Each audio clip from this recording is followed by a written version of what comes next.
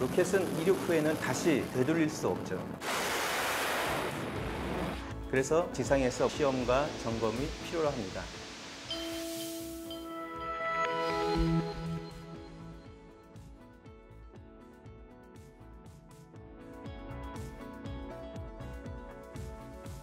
안녕하세요. 현대로템 유도무기 개발실의 김동환 실장입니다. 대한민국은 1992년도에 발사한 우리별 1호 인공위성을 시작으로 우주산업에 뛰어들게 됩니다. 그런데 그 당시 인공위성은 우리나라의 발사체가 아닌 유럽의 아리안 발사체를 타고 우주로 첫 걸음을 딛게 되었습니다. 우리나라 발사체 개발은 1990년도에 소형 고체 로켓인 과학 로켓 1호를 시작으로 2호, 3호, 나로우를 거쳐 최근 발사에 성공한 누리호까지 진행되었습니다. 이로써 우리나라는 세계 7번째로 자체 개발한 발사체로 인공위성을 우주 궤도에 올리는 국가가 되었습니다.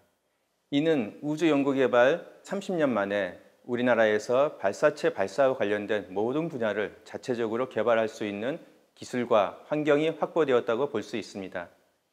역사적인 누리호 개발 사업에 현대로템은 발사체 시험 설비 개발 부분에 참여하여 대한민국 발사체 개발 성공 역사에 기여하게 되었습니다. 발사체 개발은 발사체 설계, 제작 기술뿐만 아니라 대규모의 지상 시험 설비의 확보가 매우 중요합니다. 이번에 누리호 개발 성공의 큰 요인으로는 국내에 대규모 시험 설비 확보가 큰 의미가 있다고 볼 수 있습니다. 현대로템은 시험 설비 중에 극좋은 환경 등에서 부품을 시험하는 시험 설비와 발사 전 지상에서 최종적으로 연소 성능을 시험하는 시험 설비 개발에 참여하였습니다. 지금의 성과가 있기까지 순탄치 않은 길을 걸어왔는데요. 현대로템이 누리호 개발에 기여한 시험 설비에 대해서 전해드리겠습니다.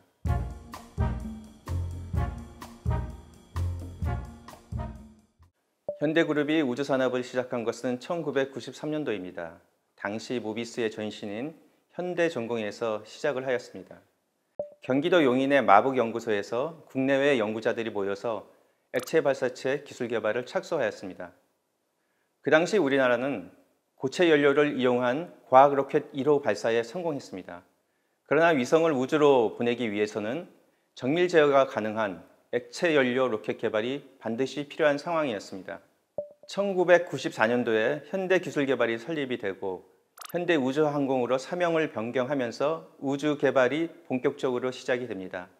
충남 서산에는 연소시험장을 구축하면서 엔진 개발에 박차를 가하게 되었고 한국항공우주연구원이 수행한 한국 최초의 액체 추진 로켓인 과학 로켓 3호 개발에도 참여하였습니다.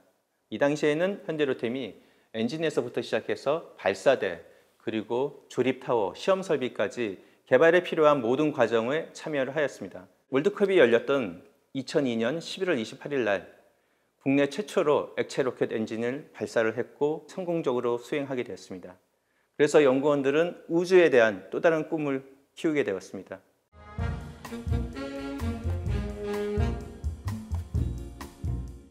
개발 과정이 그리 순탄하지는 않았습니다.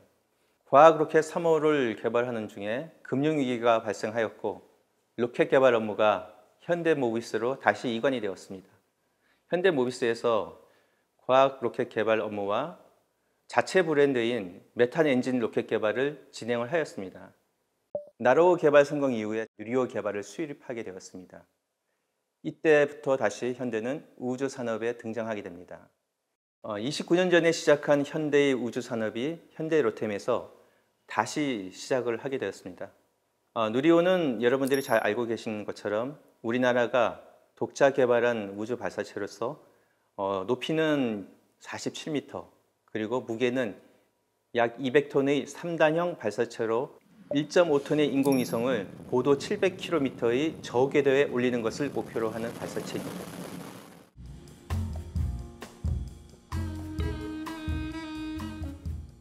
현대로템은 과거에 과학 로켓 3호 개발에 참여했던 기술력을 살려서 누리호의 개발 과정에서 추진기관 시스템의 시험 설비 개발을 담당하였습니다. 3단으로 구성된 발사체를 단별로 지상에서 연소 시험을 하는 설비입니다. 즉 발사체가 하늘로 올라가지 못하게 지상에 튼튼하게 고정을 시키면서 비행 과정의 발사체의 연소 성능을 포함한 다양한 기능을 점검하는 과정입니다. 이 과정을 통해서 전체 시스템의 안정성을 지상에서 최종적으로 확인을 합니다. 로켓은 이륙 후에는 다시 되돌릴 수 없죠. 정지할 수가 없습니다. 그래서 발사하기 전에는 지상에서 모든 부분들에 대해서 시험과 점검이 필요로 합니다. 추진기간 시험 설비의 구성은 크게 4가지로 구성이 되어져 있습니다. 발사체에서 사용하는 연료와 산화제, 그리고 여기에 사용되는 각종 가스를 공급하고 해소하는 유공합 시스템과 그리고 설비를 제어하는 제어계측 시스템, 그리고 발사체를 안전하게 기립시키고 고정을 시켜주는 테스트 스탠드, 그리고 연소시험 시에 배출되는 화염을 냉각하고 설비 내 안전사고를 감지하는 후류 안전 시스템으로 구성이 되어져 있습니다. 본 시험 설비의 특징을 보게 되면 영하 약 196도의 액체 질소가 흐르는 극저온 환경들이 많이 유지가 됩니다. 그리고 400기압이 넘는 초고압의 환경을 정밀 제어할 수 있는 기술이 필요하게 되죠. 그리고 누리호의 경우 1단의 경우에는 300톤의 추력이 발생하게 됩니다. 그럼 300톤의 추력이 하늘로 날아가지 않고 단단하게 고정시켜주는 고정장치도 시험 설비에는 필수적으로 필요하게 됩니다.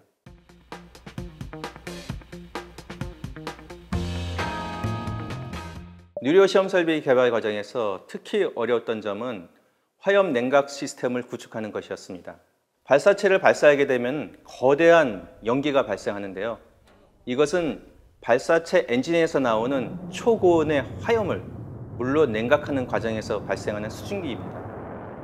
화염을 냉각하려면 1단의 경우 초당 4톤의 물을 안정적으로 200초 이상 뿌릴 수 있어야 됩니다. 1초만이라도 물이 공급되지 않게 되면 설비에 엄청난 타격을 주게 됩니다. 그래서 시험 중 냉각수를 안정적으로 공급하기 위해서 전기 펌프보다는 높이차를 이용하는 방식을 적용을 하였습니다. 이 방법은 나로 우주센터 내에 있는 산을 이용하기로 하였습니다. 시험 설비보다 100m 정도 높은 지점에 1000톤의 물을 저장해 놓고 물을 중단 없이 뿜어내는 방식을 선택을 한 것이죠. 추진기관 시스템 시험 설비는 2011년도에 설계를 착수해서 2017년도에 완료를 했습니다. 그리고 누리호 2단 발사체의 수리 시험을 시작으로 최종적으로는 2021년도에 1단 연소 시험을 완료해서 발사체의 각 단별 1단, 2단, 3단의 종합 연소 시험을 마쳐서 발사를 할 수 있는 환경을 마련을 하였습니다. 또한 대전 항우연 본원에 추진 공급계 시험 설비도 구축을 했습니다. 이 시험 설비의 경우에는 실제로 부품들이 운영되는 운영 조건, 즉 초고압과 초저온 환경에서 시험을 할 수 있는 구성품 성능 시험을 하는 설비입니다. 최근 전 세계적으로 우주 산업의 패러다임이 변화를 하고 있습니다. 국가 중심에서 민간 중심으로, 그리고 제조업에서 서비스로 변화하고 있습니다. 또한 대형 발사체부터 소형 발사체까지 활용의 폭이 매우 넓어지고 있습니다. 이것을 지금 뉴 스페이스 시대라고 말하고 있습니다. 국내에서도 누리호 개발 성공한 이후에 뉴 스페이스 시대를 대비해서 장기적이고 다양한 정책 수립이 지금 현재 진행이 되고 있습니다. 이러한 변화에 맞춰 현대로템에서는 우주 산업에서 경쟁력을 다시 확보한다는 장기적인 계획을 수립을 하고 있습니다. 현대로템이 보는 키워드는 서비스업으로 변해가는 우주 사업입니다. 즉, 위성을 우주 공간에 싸게 보내는 것이죠. 이는 우주 산업의 선두주자인 미국의 스페이스X사가 적용하는 기술입니다. 여러분들이 영상을 통해서 많이 봤겠지만 발사체가 하늘로 올라갔다가 다시 지상으로 재착륙하는 기술입니다. 이러한 발사체의 재사용 기술은 최근 전 세계적으로 다양하게 연구되고 있습니다. 천연가스를 연료로 사용하는 엔진 개발이 핵심 기술로 부각되고 있습니다. 국내에서도 많은 개발 계획들이 수립이 되고 있습니다. 지금은 뉴 스페이스 시대라고 부르고 있습니다. 인류가 우주를 향해 나아가는 상상 속 미래가 현실이 되고 있습니다. 현대로템은 그 상상이 현실이 되도록 우주 사업 기반을 다져 나가겠습니다. 감사합니다.